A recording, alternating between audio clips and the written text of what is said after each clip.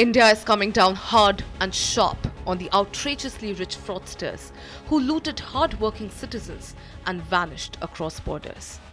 But now, the chase is tightening. With full transparency and diplomatic reassurances from the Indian government, global authorities are being urged to act. For too long, power, privilege, and obscene displays of wealth helped these fugitives dodge justice. One excuse used to the hilt that Indian prisons aren't safe enough for those who plundered the innocent. A bitter, ironic shield now cracking under pressure. The so-called king of good times once fancied himself a youth icon, a self-proclaimed catalyst for change. 12 years ago, sweating it out in Bengaluru while campaigning for the Janata Party, he boldly claimed he wanted nothing from the public. Because in his words, he already had everything. Turns out, he meant that quite literally. The fall rattled the empire.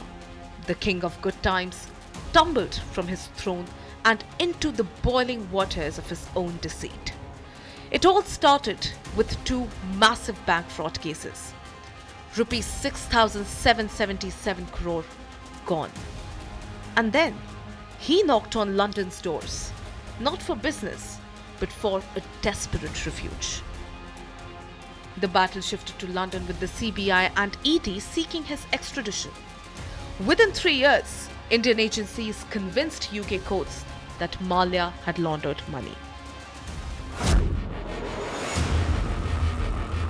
This diamond tear shone brighter than his own diamonds. Nirav Modi's craft caught the limelight when Hollywood sweethearts like Kate Winslet and Dakota Johnson glittered in his creations. From there, it was onwards and upwards for Modi, soon crowned as the Indian jeweler who put India on the global map for all the wrong reasons. What was glittering wasn't gold.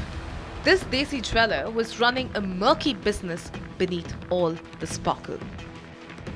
In 2018, Nirav Modi was charged by the CBI and ED with defrauding a consortium of banks of rupees 6,498 crore. A series of foreign dummy companies in Hong Kong and Dubai were used for round-tripping.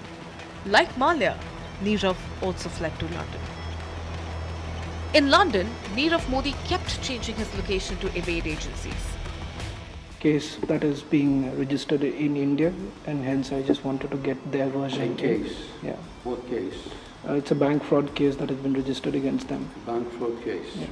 Okay. Yeah, because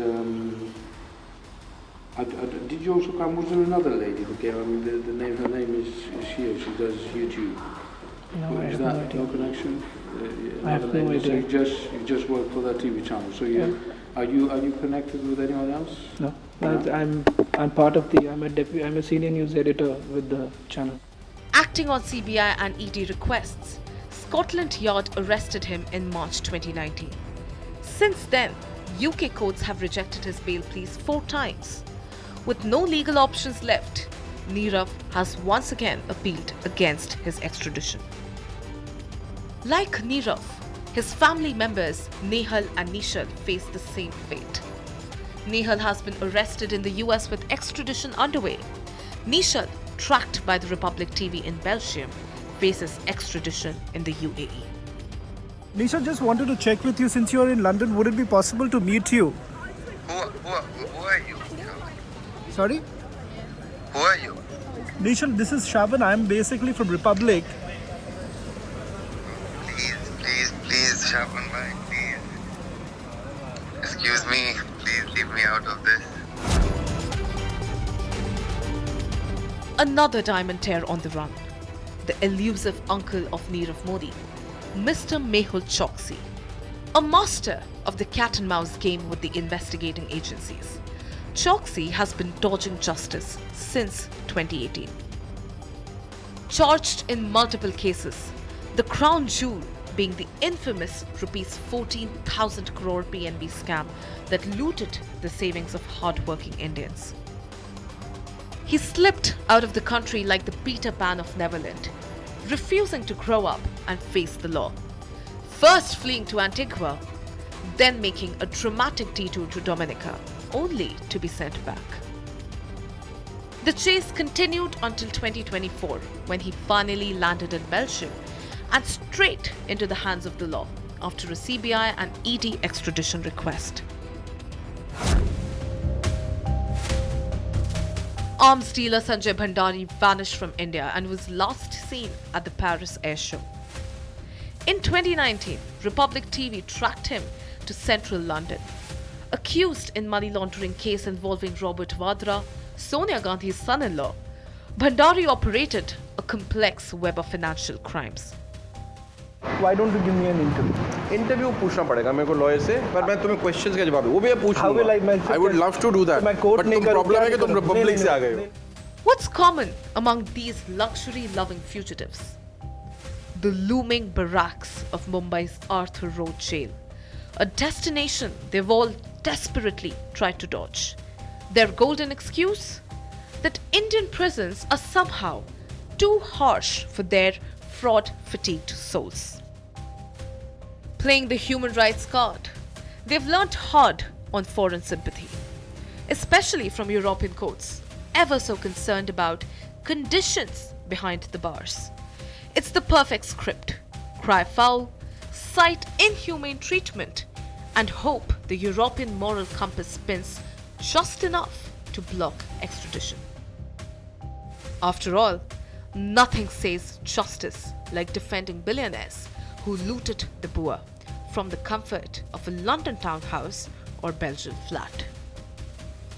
This is exactly what India addressed this month in a letter from the Ministry of Home Affairs to the Belgian authorities. The assurances were crystal clear. No human rights would be violated. These brightly lit passages and rooms could soon house these fugitives. India has aggressively pursued fugitives. The latest is Munwar Khan, charged with bank fraud. The CBI brought him back from Kuwait. In the last few years, 130 fugitives have been brought back using Interpol channels. And when all else fails, there's always the British asylum system, the ultimate escape hatch for these hedonistic fraudsters. Men who plundered thousands using glitter, glam, and a sprinkle of celebrity charm. Somehow, ironclad diplomatic assurances from India melt away in the face of European snootiness. As if their concern for human rights conveniently ignores the misery of real victims back home. In the end, Europe becomes a sanctuary, not for the oppressed, but for the well-dressed thieves who looted a nation and now sips lattes in exile.